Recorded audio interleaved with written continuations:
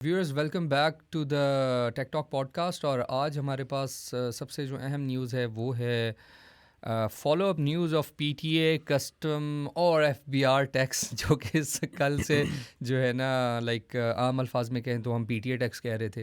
और कुछ जो है वो क्रिटिक आ रहा था कि नहीं पीटीए टैक्स नहीं हुआ। इन एक्चुअल यस पीटीए टैक्स नहीं हुआ था, ये हम आसिल से आज पूछेंगे। एक तो कुछ इंटरेस्टिंग न्यूज़ है आसिल के पास अपार्ट फ्रॉम आईफोन। कल जो आसिल की न्यूज़ थी आईफोन 15 के हवाले से, वो वैसे काफ़ी वायरल गई है। Yes. तो आसिल सबसे पहले तो हम थोड़ा सा ना इसको क्लैरिफाई कर देते हैं 2 मिनट में। If you guys want me to get technical, I will get technical. Yes, The और thing is कि- टेक्निकलिटी ये है, बताना लोगों को ये है कि ये जो पीटीए कस्टम और ये एफबीआर है, इसको एक्सप्लेन कर दो एक दफा। It's very simple, nothing complicated. कि PTA टैक्सेस का कोई फ़र्क नहीं पड़ा। पाकिस्तान में जो टैक्सेस लग रहे हैं इम्पोर्ट्स पे वो सेम टू सेम है। The taxes are the same. हुआ ये है कि जो फ़ोन की जो कस्टम वैल्यूज़ है ना जो यूज़ होती हैं टैक्स यानी उनकी कैलकुलेट, कीमत, उनकी प्राइस, हाँ जिस प्राइस पे टैक्स कैलकुलेट होता है वो कम हुई है सिर्फ। उससे इफेक्टिवली ये होता है कि आपको कम पीटीए टैक्स देना पड़ता है। यानी एफबीआर जो टैक्स लेता है वो कम हो जाता है। दैट इज़ वाई परसेंटेज वही रही है उन फोन्स की। टैक्स आर द सेम, हाँ, कस्टम वैल्यू कम हुई है। दैट्स वाई आईफोन 15 वनीला जो है सिर्फ पीटी अप्रूव्ड आपको 1.30 का मिल जाए शायद अगले महीने। हाँ। और अच्छा, शायद मतलब अगेन उस पर भी एक दो टेक्स है मेरे। जो कस्टम एवेल्यूएशन आई थी नई, जो नोटिस आया था, उसके मुताबिक एक बड़े मज़े की बात मुझे लगी। उन्होंने लिखा हुआ था कि these are the prices valuation जो कि विदाउट पैकेजिंग और एवरीथिंग है या एक्सेसरीज़ के अलावा है। अब ऐसा तो नहीं है कि शॉपर में आईफोन 15 आएंगे। ऑब्वियसली या 14 आएंगे। यूज का वैसे डबल मुश्किल मिलता है, ना चार्जर मिलता है ना केस मिलता है, लेकिन वो किसी ना किसी पैकेजिंग में तो आएंगे या किसी। तो उसमें एक बात ये है, बात करने वाली है, वैसे मैं मेंशन कर दूं आसिल कि देखें ये चीज़ इम्पोर्टर को फ़र्क पड़ेगा उस पीटीए टैक्स का, क्योंकि इंपोर्टर को वो कम कीमत का मोबाइल इवेल्युएट करना पड़ेगा। मतलब अब इंपोर्टर लेके आया मोबाइल लॉट में, एग्जांपल ले लो, वो आईफोन 13, 14, 15 लेके आया। अब उसको पीटीए टैक्स उस पर कम पड़ेगी ड्यूटी, क्योंकि उसकी इवेल्युएशन कम कर दी कस्टम ने। डन। अब उसके ऊपर जो आपने बताया कि इवेल्युएशन हमने की, अगर वेनिला वर्जन आपने बताया कि 98,000 का है, और उसके ऊपर 98,000 का रफली, अगर उस पर आपने पीटीआई का 35 या जितना भी परसेंटेज है, अब एग्जैक्टली मुझे नहीं पता, लेकिन आपने वो कैलकुलेटर में डाला और उसको हिसाब लगाया तो वो 3400 के अराउंड, 34,000 के अराउंड पड़ा। तो ये आपने प्राइस बनाई 130 to 140 के ब्रैकेट में पास पड़ेगी, ये पड़ी थी। Now we talk about Samsung. क्या क्योंकि लास्ट टाइम ही मैंने बताया था कि सिर्फ आईफोन्स को नहीं फ़र्क पड़ा, इसमें टोटल 4 को पड़ा है। Apple phones, nice, Google phones, let me remember, Samsung phones और वन प्लस। सो आज हम सैमसंग की बात करेंगे। So starting with Samsung Galaxy S23 series. Yes, I am interested. यार the biggest take here was, जो कि मैं तला को भी कह रहा था, S23 ultra for just 1 lakh. 1 lakh can you imagine? मतलब PTA approved, yes, flagship phone not जो है सीपीआईडी और something like that, SIM locked और आई थिंक सबको पता है कि आजकल फ्लैगशिप फोन 2 से ऊपर हैं सारे। So lakh is insane. So let's start with the Vanilla S23. Vanilla S23 की कस्टम्स वैल्यू उन्होंने कर दी है $140। इसका अगर पीटीए टैक्स निकाला तो CNIC पे पड़ता है 19,000 और पासपोर्ट पे पड़ता है 17,000। If you add this together, customs value ऊपर टैक्स लगाया तो total value is only 55,000 for a base Galaxy S23। But अगर इसको आप ले जाओ कि ये तो वो आप टैक्स बता रहे हो जो इम्पोर्टर को पड़ेगा या हमें पड़ेगा CNIC? यार ये रिटेल है, फाइनल रिटेल वाले। अगर आपने जाके S23 खरीदना है ना, तो आपको पीटीए टैक्स प्लस फ़ोन की वैल्यू पे करनी होती है, और मार्जिन जो रखे होते हैं रिटेलर्स, वो मैंने थोड़े बहुत ऐड करके ना सारी चीज़ें। इस स्टिल एन एस्टिमेट, ज़रूरी नहीं है एग्जैक्टली 55 को, क्या पता 60 का पड़े आपको, क्या पता 50 का पड़ जाए आपको, but the average is 55,000 for S23। As for S23 plus इसकी फ़ाइनल रिटेल वैल्यू होगी 65,000, क्योंकि इसकी कस्टम्स वैल्यू है $160 अकॉर्डिंग टू FBR जो उन्होंने नई सेट की है। उस पर आपको पड़ता है tax 20,000 on CNIC, 18,000 on passport. तो इसलिए इसको मिला के और मार्जिन डाल के 65,000 बनता है। ओह now my favourite S23 ultra. Yes, ultra series सिर्फ लाख का यार, क्योंकि इसकी कस्टमर वैल्यू इज़ ओनली $255। ठीक है, जो कि उसको कन्वर्ट करो USD में तो बनता है कोई 71,000 में पीटीए टैक्स ऐड करो जो कि बनता है 26,000। You get around about lakh. Very good. So S23 ultra is the phone कि अभी तो लोगों ने S24 से अपने आप को S25 में नहीं लिखा है, सो इतनी कोई बैक जनरेशन की बात नहीं कर रहे हम, खास तौर पे अल्ट्रा फ़ोन जिसकी वैसे ही अपडेट्स आई हुई होती हैं. You have the latest, I think, you guys remember कि Samsung promises 7 years of upgrades around. हाँ, अल्ट्राज में तो यानी जो फ्लैगशिप है उनके तो उसमें करते हैं. S23 अल्ट्रा बेशक कोई 1.5 साल पुराना हो चुका है. 1.5 साल नहीं, नहीं, 2 साल, 2 2 साल मिनिमम 2 साल, क्योंकि S26 आने वाला है.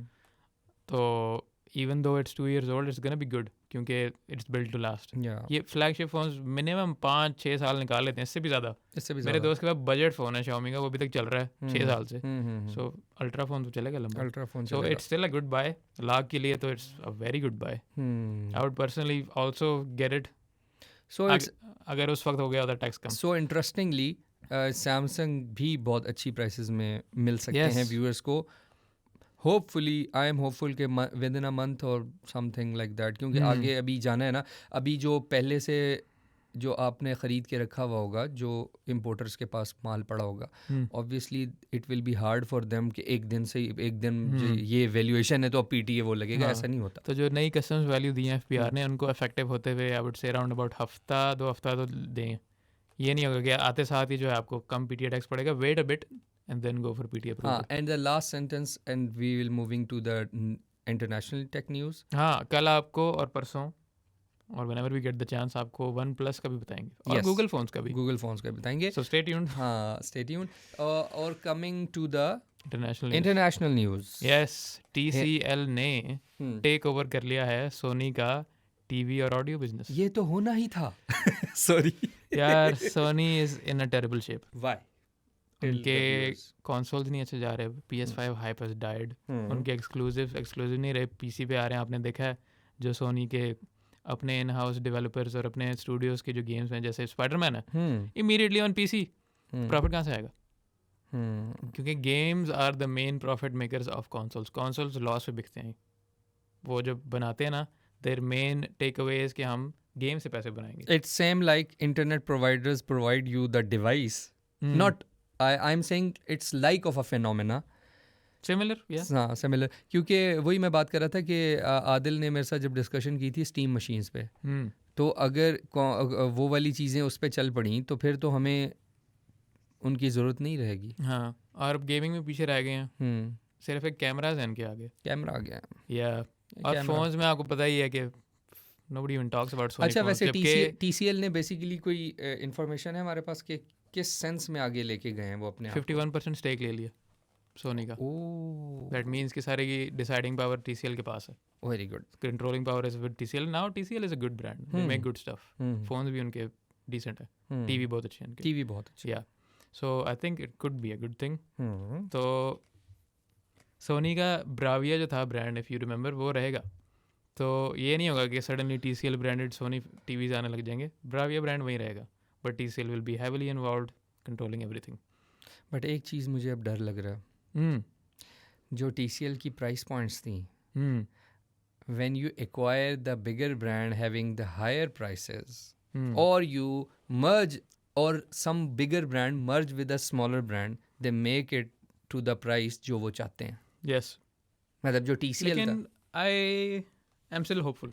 पता क्यों? क्योंकि सोनी और TCL दोनों की अच्छी प्रेजेंस है इधर. Their prices are Pakistani market के मुताबिक ही हैं. आईफोन वाला सीन नहीं है कि अमेरिका वाली प्राइसेस पे कोई 4 लाख के लेना पड़ेगा. क्योंकि इनका एक और कंपेटिटर टीवी रेंज में तो बन रहा होता है सैमसंग. और सैमसंग टीवीज में बहुत आगे, बहुत आगे मुकाबला नहीं है. हाँ, उनकी स्क्रीन क्यू OLED देखें, QLED, ओह माय गॉड. मतलब अगर उसका कंपैरिजन किया जाए तो फिर मैं सोनी और TCL को में से ऑब्वियसली नहीं चूज़ करूँगा, मैं सैमसंग को चूज़ करूँगा. पता सैमसंग क्यों इतना आगे? they are the like godfather of displays and everything. Display वो पूरी दुनिया को प्रोवाइड करते हैं. फोन्स को, टीवीज को, हर चीज को डिस्प्ले में they are known for having the best displays even on phones. Yeah. So of course this TVs are going to be great. इसी तरह फर्स्ट मूवर एडवांटेज था मिररलेस टेक्नोलॉजी में सोनी को. Exactly. So that's why they are I have good news for you Tala.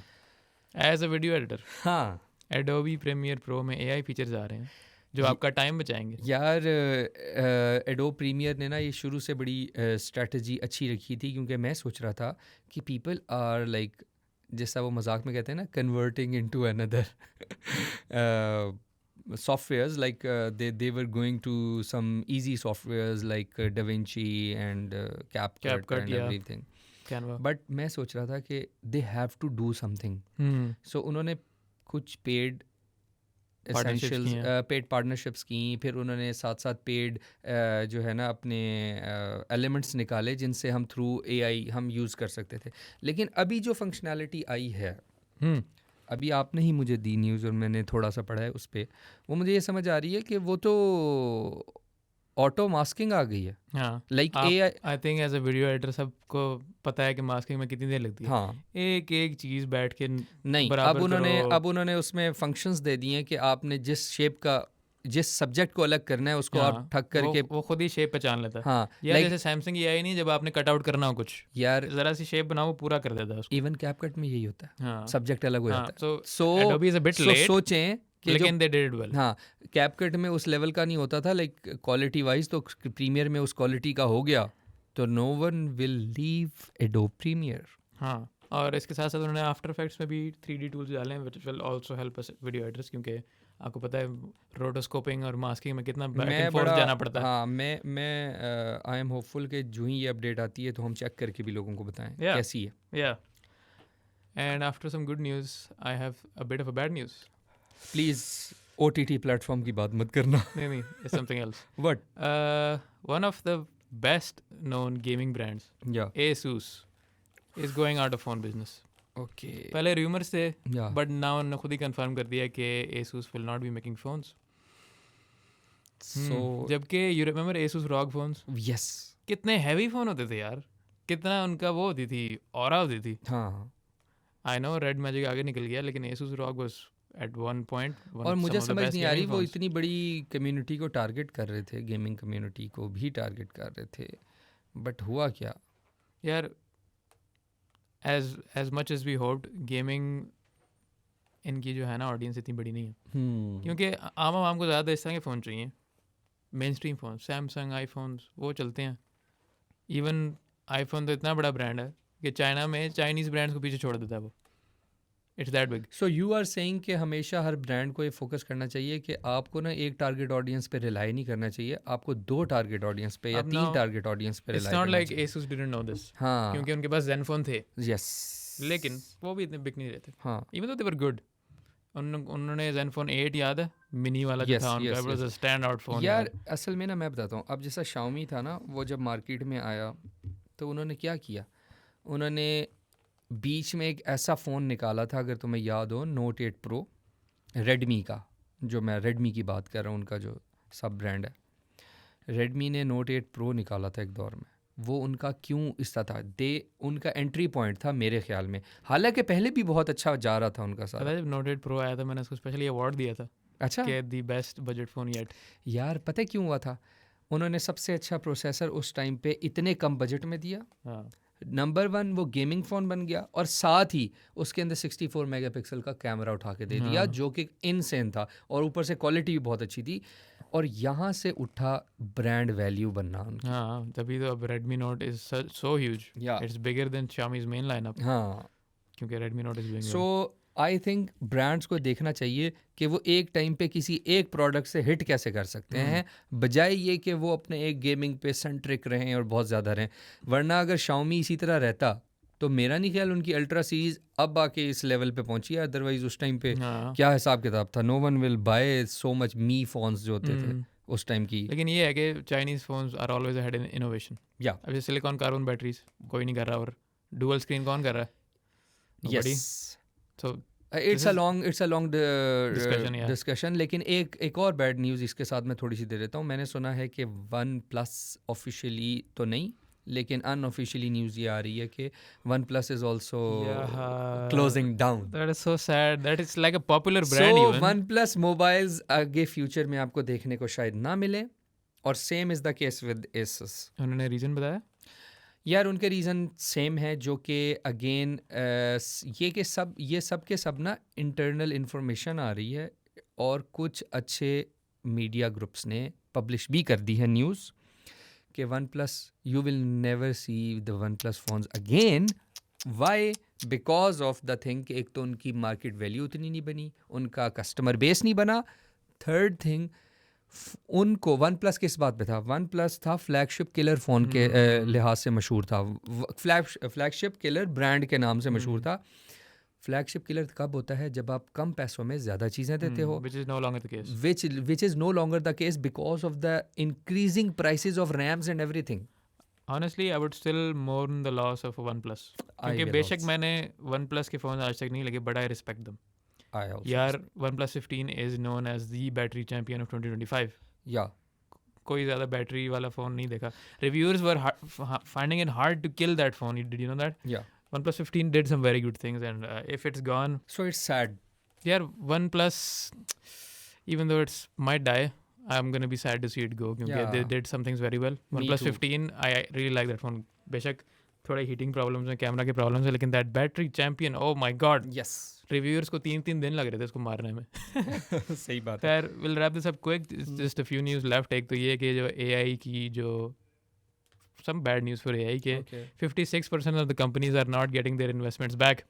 पैसे फेंकी जा रहे हैं सारे AI पे, but more than half of them are not getting anything in return. But अभी लोग जब एडिक्ट हो जाएंगे या लोगों का वो लाइफस्टाइल वो बन जाएगा उन चीज़ों को यूज़ करने पे, ख़ास तौर पे OpenAI का, तो फिर तो obviously they will charge what they want. OpenAI तो कर लेगी, it's big enough to do it. उनकी यूजर बेस बहुत ज़्यादा, बहुत सारे एजेंटिक AIs की बात कर रहे हैं. हर किसी की इतनी यूजर बेस नहीं है, हर कोई इतने पैसे नहीं बना रहा, and it's just a money hole right now. And but we do have some good news for gamers. What? Xbox cloud gaming might become free. Very nice. Cloud gaming पता है ना कि आपके पास अगर गेम ऑन करते हैं Xbox पे, that means you can stream it to any other device. PC पे खेल लो, फ़ोन पे खेल लो, लैपटॉप पे खेल लो, किसी चीज़ पे खेल लो, टीवी पे खेल लो, अलग टीवी पे मतलब. लेकिन पहले ये होता था आपको गेम पास होना चाहिए था आपके पास, और अब ये है कि Xbox टेस्ट कर रहा है कि आपको अलाउ करे विदाउट एनी मनी, लेकिन एड्स के साथ up to an hour, 2 hour of streaming. Any game you have, any screen you have, for free, stream kar lo. But we will end with some news that I have a mixed bag about. Netflix. या Netflix की जो news है वो क्या सही है कि the platform I don't like it is the TikTok. It's a bit of a follow up to the Disney Plus. हाँ. क्योंकि Disney Plus ने पहले ये किया था ना कि vertical feed डाल रहे थे. So अब Netflix भी कह रहा है हम भी डालेंगे. Now this is good for them. I personally hate it क्योंकि हर जगह vertical feed आती जा रही है, हर कोई Instagram Reels TikTok बनता जा रहा है. लेकिन उनके लिए content discovery के लिए बहुत अच्छा है. Yes. मतलब अगर कोई लॉन्ग शो है, स्ट्रेंजर थिंग्स है जैसे, आपने पूरे सीजन नहीं देखना, आप वर्टिकल फीड में स्क्रॉल करते हुए जा रहे हो, you just see a clip of Stranger Things like holy shit this is really cool, so go for it. हाँ, तो this is the news and I think last one of the day, and it's a अल्लाह हाफिज़.